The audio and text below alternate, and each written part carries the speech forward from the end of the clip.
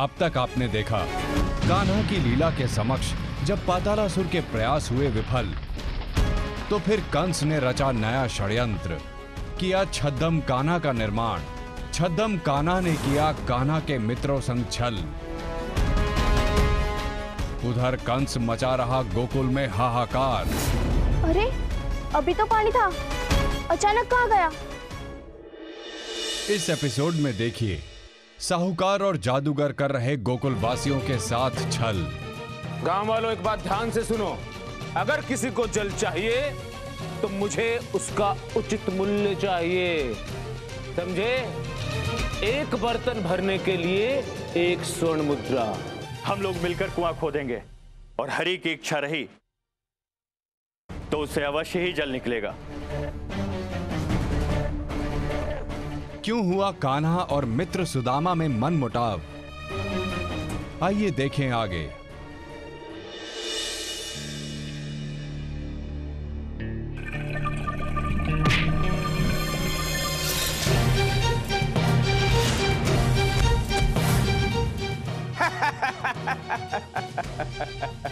मुझसे बिना पूछे मेरा पानी कहां लेके जा रहे थे? गांव वालों एक बात ध्यान से सुनो, अगर किसी को जल चाहिए तो मुझे उसका उचित मूल्य चाहिए, समझे?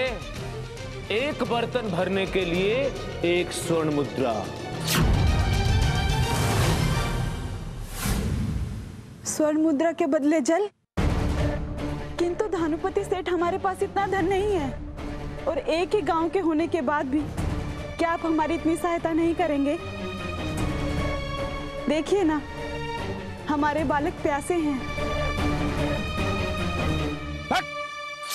धनपति लो, ये आ गए तुम्हारे नंद बाबा, इनसे मांगो, मुझसे नहीं। ये लो मुद्राएं, जितनी मुद्राएं हैं उतनी मटकी जल दे दो।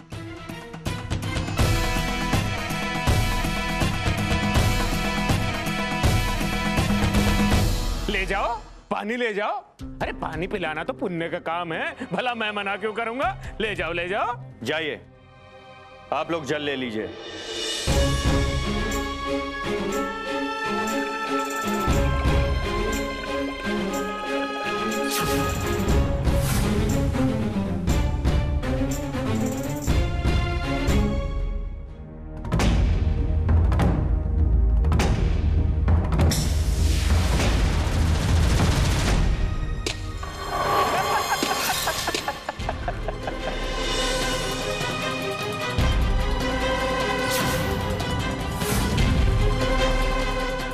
धनपति सेठ, हमारा सारा जल जमीन पर गिर गया, थोड़ा जल और दे दो।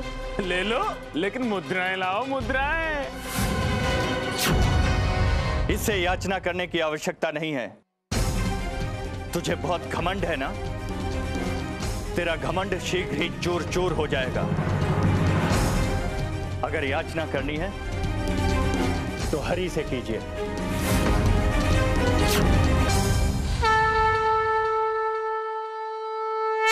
हम लोग मिलकर कुआं खोदेंगे और हरि की इच्छा रही तो उससे अवश्य ही जल निकलेगा।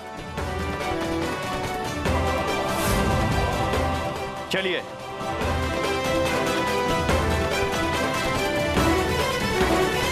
देख धन का जादू। आया बड़ा कुआं खोदने वाला। इस मूर्ख को तो ज्ञात ही नहीं है कि धरती में तो जल ही नहीं है, सारा जल तो पाताल लोक में चला गया।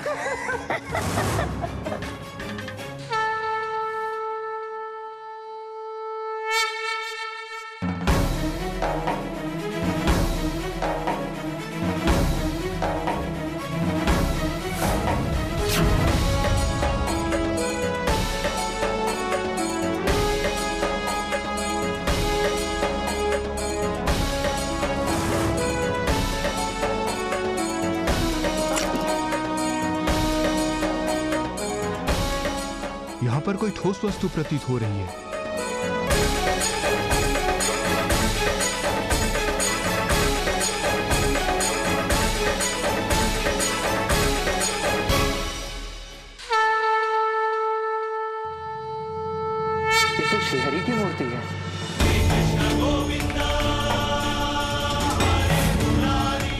श्री हरि की, भगवान विष्णु की, भगवान विष्णु की।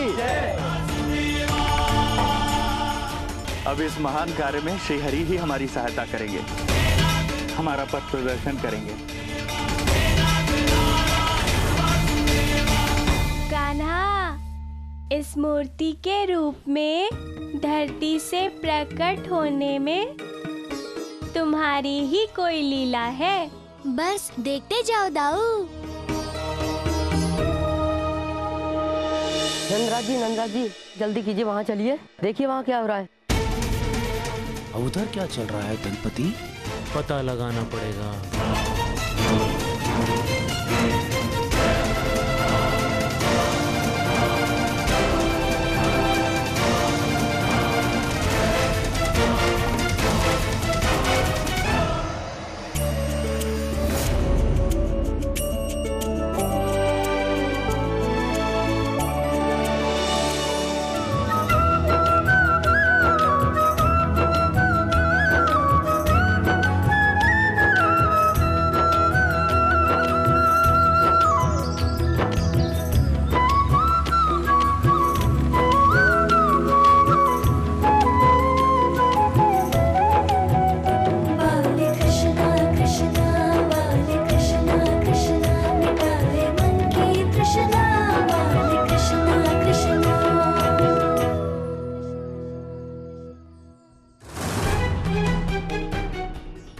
इतना गोरस,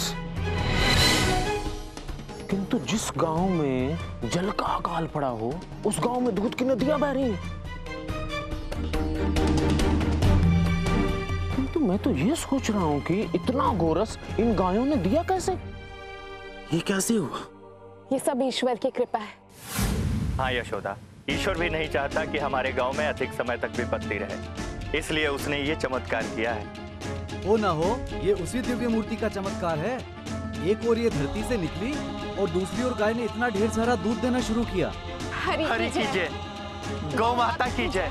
गौ माता की जय, हरि की जय, गौ माता की जय, हरि की जय। चमत्कार हो गया महाराज, महाराज चमत्कार हो गया, महाराज चमत्कार हो गया।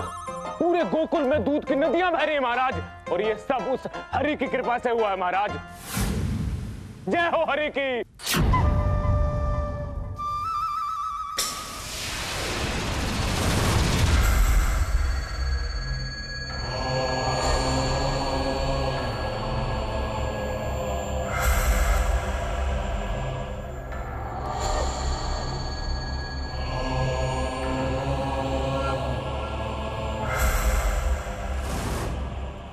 हरि की जय, हरि की जय।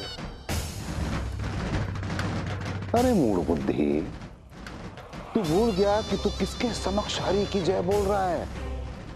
साक्षात मथुरा नरेश कंस के समक्ष।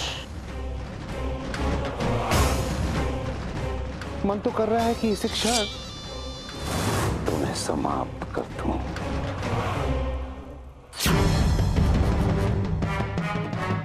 महाराज, महाराज मुझे क्षमा कर दीजिए महाराज। महाराज मैंने जो अपनी आंखों से देखा वो मैंने आपको बताया महाराज। गोकुल में श्री हरि ने दर्शन दिए सबको महाराज, और गोकुल की गाय दूध पे दूध दे रही है महाराज, और महाराज वो लोग श्री हरि का मंदिर बना रहे महाराज।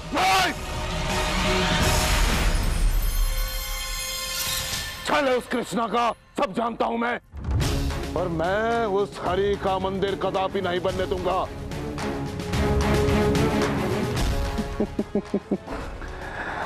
मन तो कर रहा था कि तेरा सर धड़ से अलग कर दूं, परंतु नहीं, तुझे मेरे बहुत अधिक कार्य करने हैं।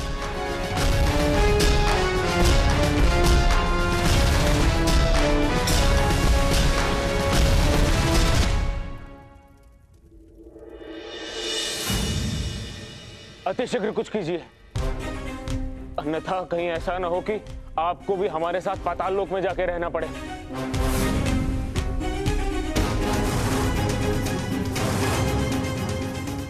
महाराज वो कृष्णा वास्तव में बहुत छलिया है, वो हमें कहीं भी खोज लेगा।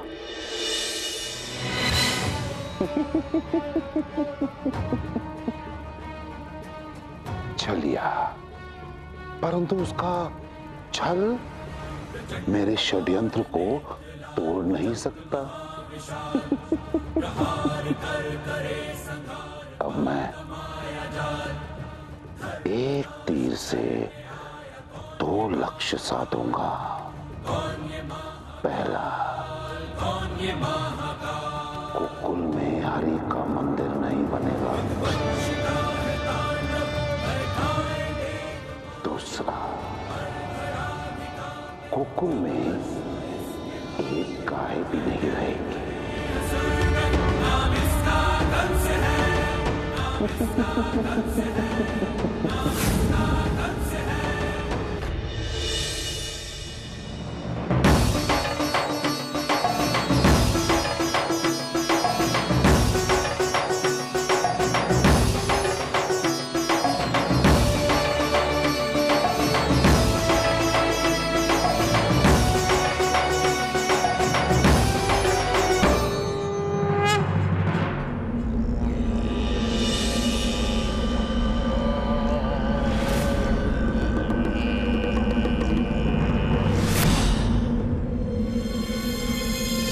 अरे मेरी गाय कहाँ चली गई? यही तो बांधी थी।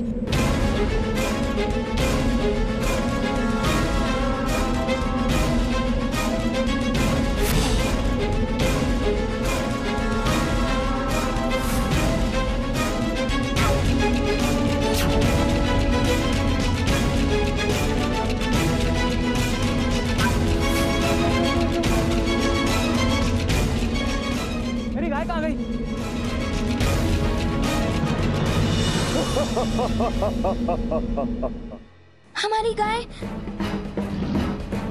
हमारी गाय न जाने कहाँ चली गई। हाँ, मेरी भी गाय जाने कहाँ खो गई है। हाँ, मेरी भी गाय गौशाला में खूंटे पे बंधी थी, अचानक से कहाँ चली गई? क्या हो रहा है यहाँ पे? नंद जी, अचानक से गोकुल की सारी गायें विलुप्त हो गई।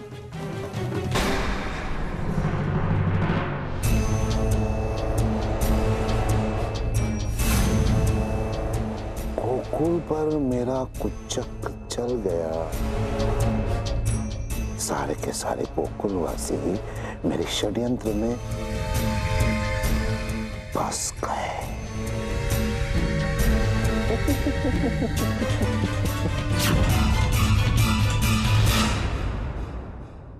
कृष्णा, तुम्हारे होते हुए ऐसा क्यों हो रहा है? सब कुछ ठीक क्यों नहीं कर देते? थोड़ा सुख थोड़ा दुख, यही तो जीवन है दाऊ। जीवन का ये अर्थ मेरे गोकुल वासियों को भी ज्ञात होना चाहिए ना। परंतु निश्चिंत रहो, मैं गोकुल में कोई अहित नहीं होने दूंगा। यदि बालक गिरेगा नहीं तो चलना कैसे सीखेगा? सारी गायें एक साथ कैसे जा सकती हैं? मैं बताता हूँ कि सारी गायें कहाँ चली गई। बताइए। सब ऊपर वाले की माया। ऊपर वाला रुष्ट है गांव वालों आप सबसे। भगवान का अपमान किया है आप सबने। वो कैसे? वो ऐसे नंद बाबा, नीच जात के लोगों ने मंदिर की मूर्ति को स्पर्श किया है।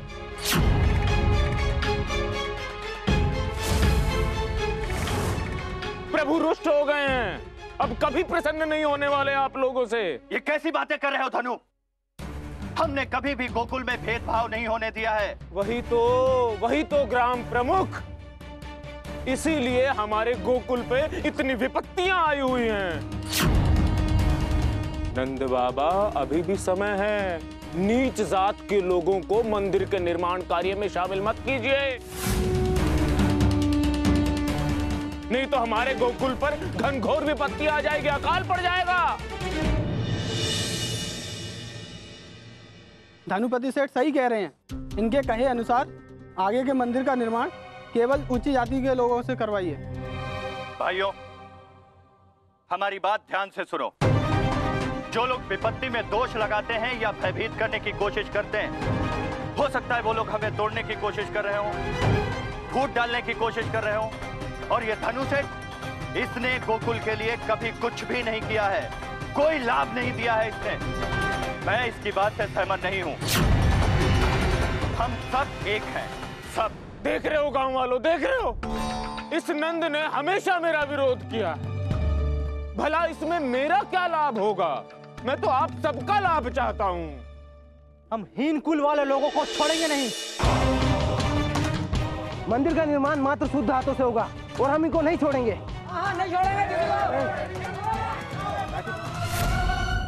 मेरी दूसरी योजना भी सफल रही। अब गोकुलवासी आपस में ही लड़कर मर जाएंगे। अब गोकुल में हरि मंदिर कभी नहीं बनेगा।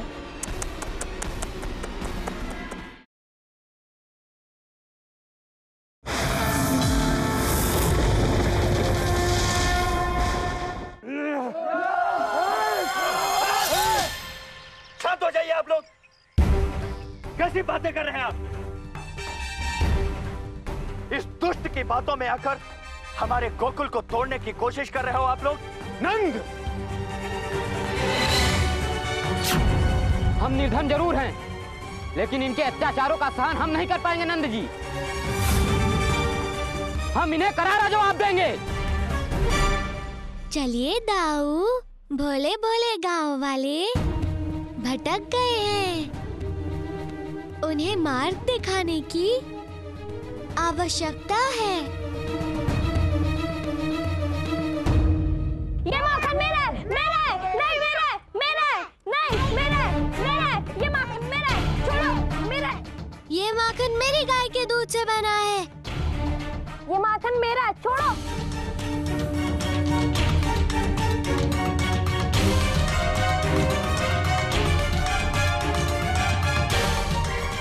अरे ये क्या? मटकी तो गिर गई, सारा मक्खन भी गिर गया। हाँ, अच्छा ही हुआ। अब कोई कारण ही नहीं है लड़ने के लिए। अरे ये क्या, तुमने मटकी गिरा दी? सारा माखन बेकार हो गया, मिलके खा लेना चाहिए था। काका, आपकी बात सही है, किंतु ये सुदामा हमारी जाति का थोड़ी है, इसीलिए तो साथ मिलकर खाना संभव नहीं है। कान्हा, मूर्खो, इससे तो तुम्हारी नुकसान हुआ है। अब किसी को भी माखन नहीं मिलेगा। आप भी जाति के लिए ही आए हो ना काका? इसमें भी तो हमारी ही हानि होगी ना।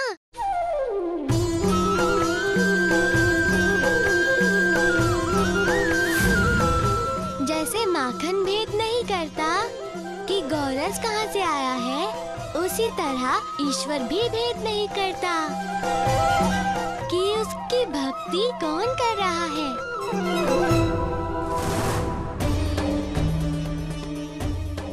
जब भगवान ने आपको बनाने में कोई भेद नहीं किया, तो आप आपस में कैसे लड़ सकते हो? भगवान तो सबके हृदय में रहते हैं, मंदिर की आवश्यकता ही नहीं है। उसके पीछे उपदेश तो ये है कि सब एक साथ मिलकर उसकी आराधना करें।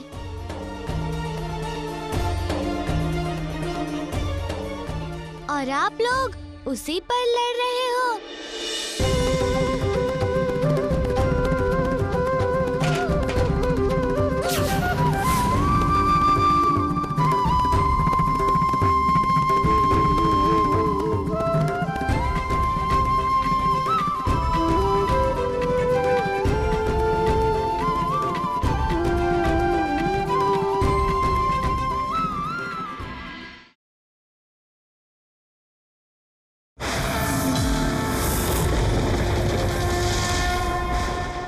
कान्हा सत्य कह रहा है।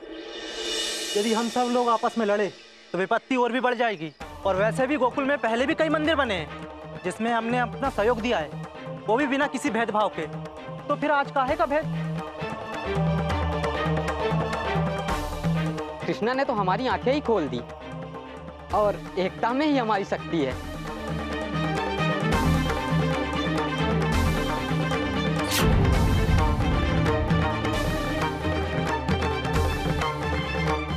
अभी इतना सा है तू, और इतनी बड़ी बड़ी बातें कैसे आते हैं तेरे मस्तिष्क में मेरे लाल? कभी कभी लगता है कि तू मेरा छोटा सा लल्ला नहीं है, बल्कि कोई बड़ा ज्ञानी ध्यानी है रे। हाँ, ज्ञानी ध्यानी तो हूँ, किंतु मैया हूँ तो आपका ही लल्ला।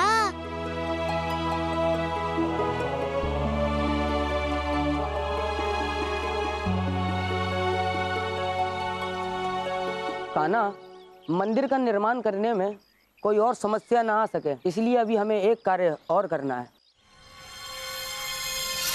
अरे क्या कर रहे हो आप लोग? छोटे से बालक की बातों में आ गए।